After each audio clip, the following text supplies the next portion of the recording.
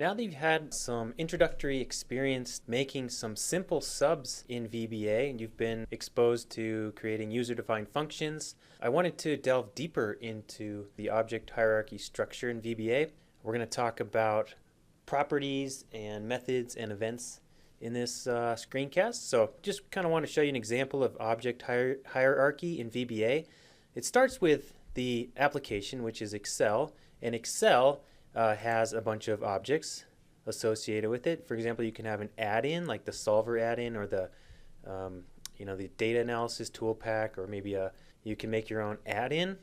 There's also windows that pop up, workbooks, worksheet functions. So each of these objects has sub-objects. For example, inside of a workbook, you might have charts. The workbook has a name. You can have Visual Basic projects. Those are like the when you bring up the editor, you're working in a project that's associated with the workbook.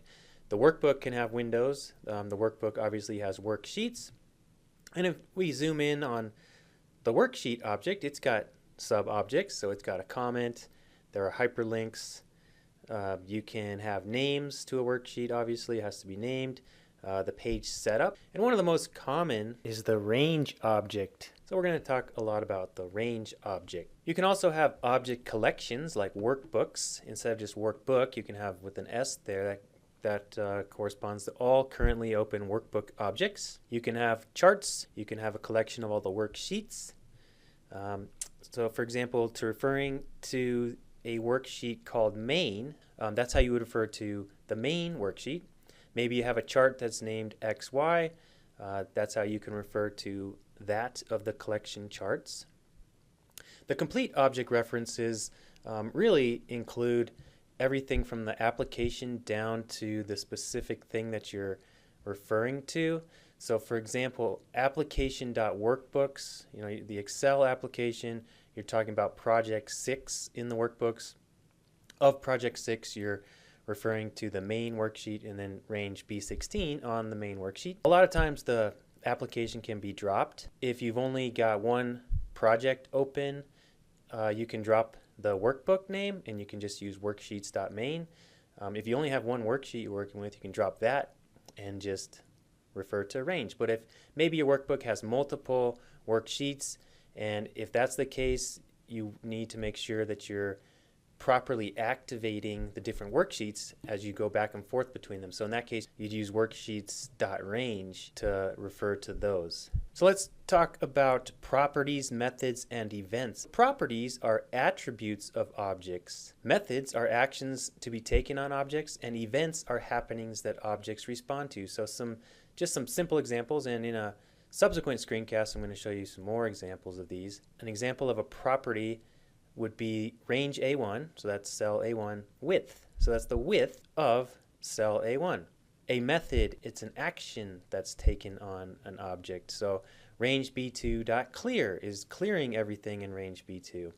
An event, for example, when a workbook is opened, maybe when a worksheet is activated, or when a workbook is closed. So those are events. So there's lots of these. There's literally thousands of these.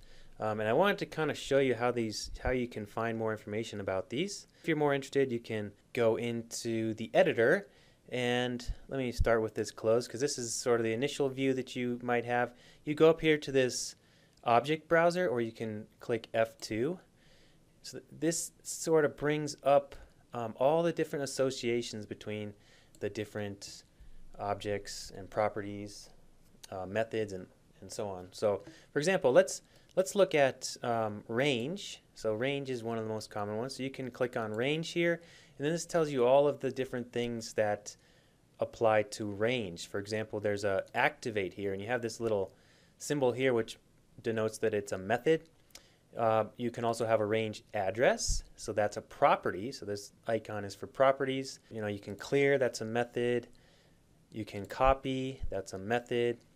Some other things, if you had a cell, maybe like the interior is another property. You can have the color index. You can create a pattern, and so on. So this is how you can get more information on all of the different associations between the objects, properties, methods, and events. Let's take a closer look at the range object properties. The range object can have a value. Obviously that's what's stored in the cell. It can have text, and over here you see if you can write it or just read only. Value of the one shown here is the only thing that you can change. You can also change things like the color, and I'll show you how we can do that. Count, you can count the number of cells in a range. If the range is a single cell, you can get the column index and the row index. You can also get the address of a particular range, and there's others. So for example, if I've got some data over here and I just do message box range A1, just kind of a little test, when I run this, it's going to spit out 4. By the way, if you leave off a dot something on range, the default property is value.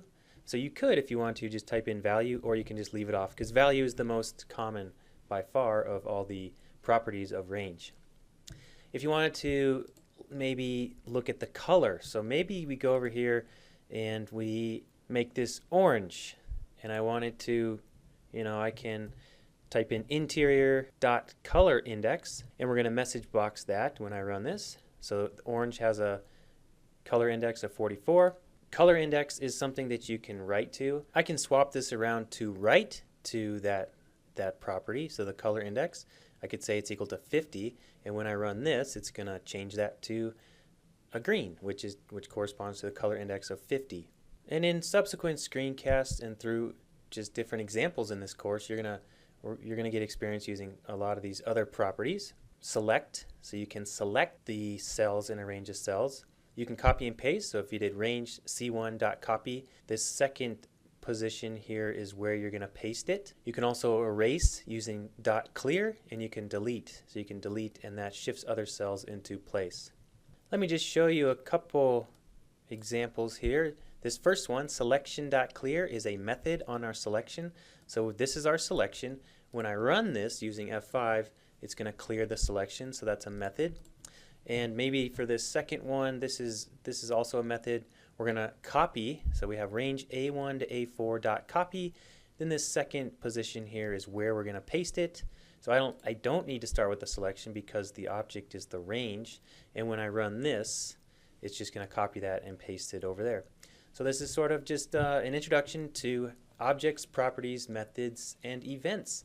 We'll talk more about this in the next screencast.